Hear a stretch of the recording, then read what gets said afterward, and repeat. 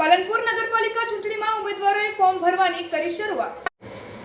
પાલનપુર નગરપાલિકાની ચૂંટણીમાં ઉમેદવારોએ ફોર્મ ભરવાની કરી શરૂઆત।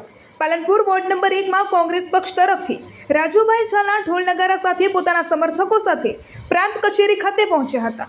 કોંગ્રેસ પક્ષ તરફથી રાજુભાઈ ઝાલાને પાલનપુર પ્રાંત કચેરી ખાતે પોતાનું ઉમેદવારી ફોર્મ ભર્યું હતું।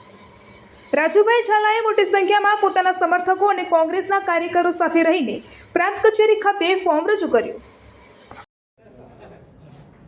બસ આજે એક પબ્લિકની જે ગણતરી હતી, જે વોર્ડ નંબર 1ની જે સમસ્યાઓ છે એનાથી ત્રાસી ગયેલા છે માણસોએ બધે કીધું કે તમે રાજુભાઈ આ વખતે ફોર્મ ભરો, અમને તમે પૂરી સહાયતા કરીશું, તમે જીતી ના હોય એવું અને અમારું કામ કરો।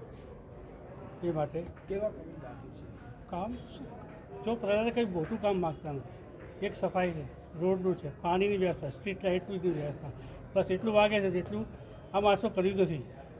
અને આ છેલ્લા 20 વર્ષથી અમારા એરિયાની અંદર 20 વર્ષથી આ તકલીફ છે। કોંગ્રેસ દ્વારા કોઈ ફોન આવ્યો હતો કે મેન્ડેટ જાહેર કરવા? હા, પાર્ટી જોડે મેન્ડેટ એ જાહેર કરશે પછી મેન્ડેટ આપશે।